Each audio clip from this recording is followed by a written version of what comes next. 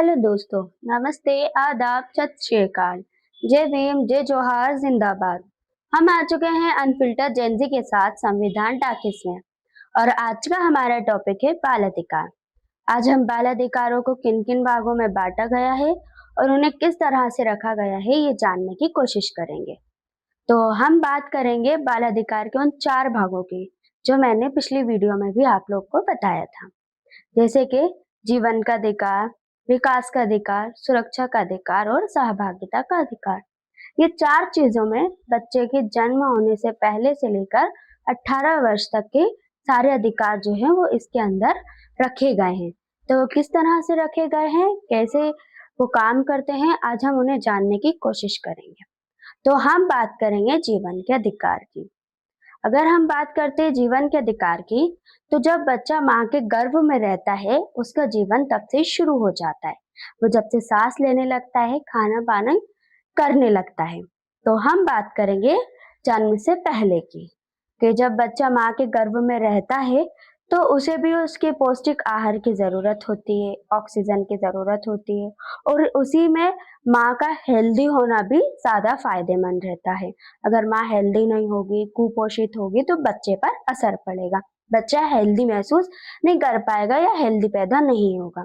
अगर माँ को कहें कि बीमारी है या माँ किसी हिंसक के जरिए से जूझ रही हैं या उनके साथ दुर्व्यवहार हो रहा है, इस तरह का अगर उनके साथ व्यवहार होता है तो बच्चे के ऊपर इफेक्ट पड़ता है।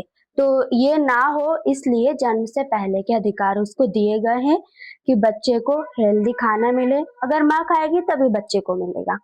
तो माँ हेल्दी खाना खाए, माँ को सारी सुविधा मिले और माँ के साथ हिंसा ना हो, माँ किसी चीज से डरे ना, तो बच्चा हेल्दी पैदा होगा। अब हम बात करेंगे जन्म के समय की। जब उसे जब वो माँ के कोख में था उसे तभी अधिकार मिल गए हैं, तो जन्म के समय भी उसे कुछ अधिकार मिले हुए हैं। जैसे कि जब वो जन्म ले रहा है तो उसकी जो हॉस्पिटल है, हॉस्पिटल के अंदर उसको सुरक्षा मिले और उसका जन्म जो है वो अच्छी जगह पर हो और सारी सुविधा उसको मिले उस वक्त। और जब उसका जन्म हो गया है तो उसका बर्थ सर्टिफिकेट उसको मिले, उसको पहचान के तौर पर उसका नाम मिले और उसी के अंदर अगर बच्चे को जन्म से ही अगर कहीं की बीमारी है या बच्चा अनहेल्दी पैदा हुआ है तो उसको भी वो अधिकार मिले हुए हैं, उसका ट्रीटमेंट हॉस्पिटल में चलेगा। अब हम बात करेंगे जन्म के बाद की। उसे 3 भागों में बांटा गया है। नंबर 1 पोषण का अधिकार, उसको भी 3 भागों में बांटा गया है। नंबर 1 माँ का दूध। जब बच्चा छोटा होता है तो वो कुछ खा नहीं पाता, ओनली फॉर पी पाता है, तो माँ अपना दूध उसे पिलाती है। नंबर 2, जब वो थोड़ा बड़ा होता है तो उसे पौष्टिक भोजन की जरूरत होती है, क्योंकि बच्चा तब ग्रोथ कर रहा होता है। जब वो छोटे से जब वो बड़ा होता है, वो एक दिन ही बड़ा क्यों ना हो लेकिन वो बड़ा हो रहा होता है, तो उसे अच्छे पौष्टिक भोजन की जरूरत होती है। नंबर 3, उसको पानी की जरूरत होती है। जब वो पानी पीता है तो हमें उसमें अच्छे से ध्यान रखना चाहिए कि पानी जो है वो साफ सुथरा हो, उसके अंदर कहीं की मिलावट ना हो। क्योंकि इसलिए कि पानी के अंदर अगर मिलावट होगी, उसकी बॉडी तो अभी बहुत छोटी है, वो अभी अपने आप को ग्रोथ कर रही है, तो उसके अंदर अगर वो खराब पानी पीता है तो उसको बीमारियां भी हो सकती हैं। जब उसको बीमारियां होंगी हमें उस वक्त पता नहीं चलेगा, बाद में जाके हमें पता चलेगा कि उसे एक लंबी बीमारी हो गई है और वो बीमारी से फिर जूझता रहेगा जिंदगी भर। इसीलिए जब बच्चा छोटा है तो उसे पौष्टिक भोजन के साथ साथ उसे साफ पानी भी मिलना चाहिए। और अगर अब हम बात करें दूसरे भाग की, तो वो है स्वास्थ्य का। स्वास्थ्य के अंदर आता है कि जब बच्चा छोटा होता है तो उसे टीके लगते हैं। उसकी एज के हिसाब से उसे 4 से 5 जो है वो टीके लगते हैं। तो टीके लगवाना और उसके बाद उसे डॉक्टर के साथ-साथ हॉस्पिटल की जो है उसकी जो नीड है, अगर कभी उसको कुछ कहीं की बीमारी हो गई है, जैसे कि बुखार, सर्दी, खाँसी या अन्य कुछ भी हो रहा है उसे, तो उसको डॉक्टर की जो है वो फैसिलिटी मिले। डॉक्टर के साथ-साथ उसे एक अच्छा हॉस्पिटल मिले जहाँ पर वो अपना इलाज करवा सके। और तीसरा है कहीं की भी बीमारी।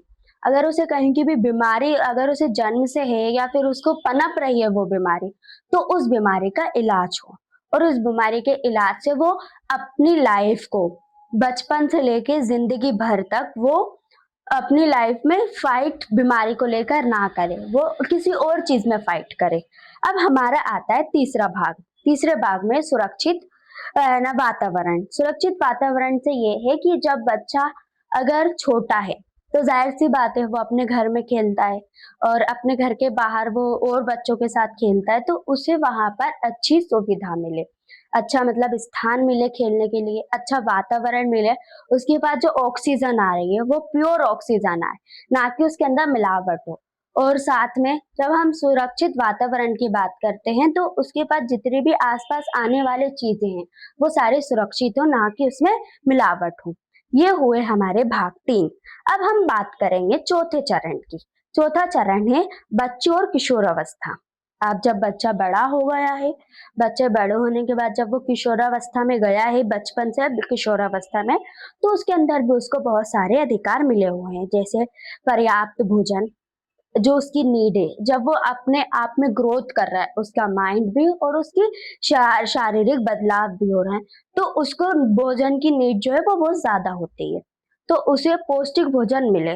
पौष्टिक भोजन में उसको उसकी सारी नीड के हिसाब से, उसके जो बॉडी जिस तरह की है या उसकी एज के हिसाब से जिस तरह उसका उसको भोजन चाहिए वो प्योर भोजन मिले उसे।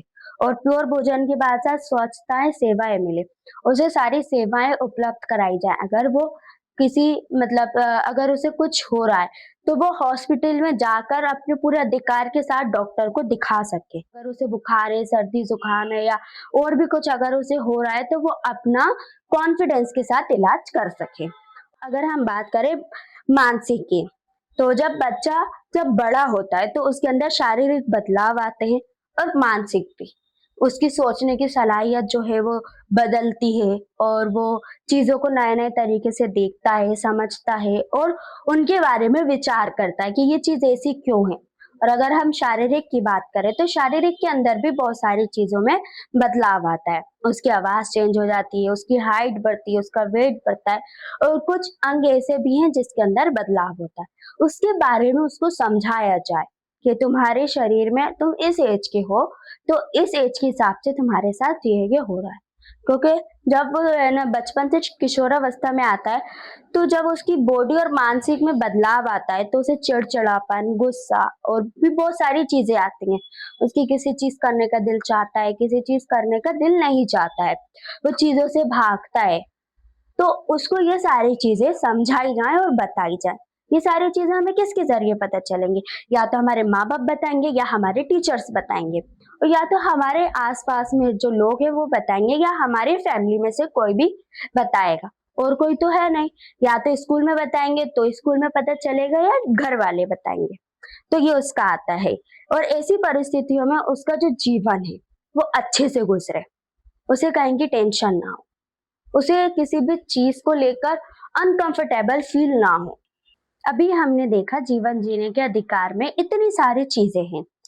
जब बच्चा जन्म भी नहीं लिया, जब वो माँ की कोख में है तब से लेकर 18 वर्ष तक सारी चीजें जीवन के अधिकार में दी गई हैं।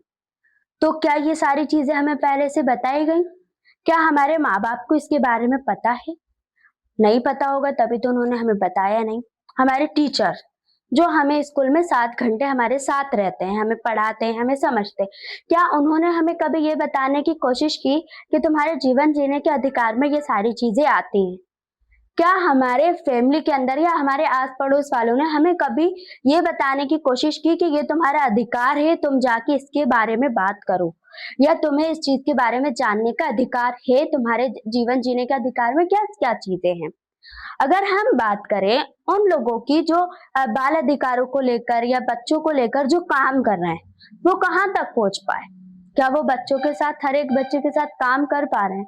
क्या जो जो सारी चीजें दी गई हैं वो वैसी वैसी सारी चीजें बच्चों को बता पा रहा है? क्या वो बच्चों को ये बता पा रहा है कि तुम्हारे जीवन जीने के अधिकार में इतनी सारी चीजें हैं, तुम इतनी सारी चीजें कर सकते हो, तुम्हारे पास ये फैसिलिटी है? क्या वो सब ये बता पा रहा है? यहाँ पे गलती एक ये भी आती है कि हमारे पेरेंट्स को भी नहीं पता, हमारे टीचर्स को भी नहीं पता, तो वो हमें कैसे बताएंगे?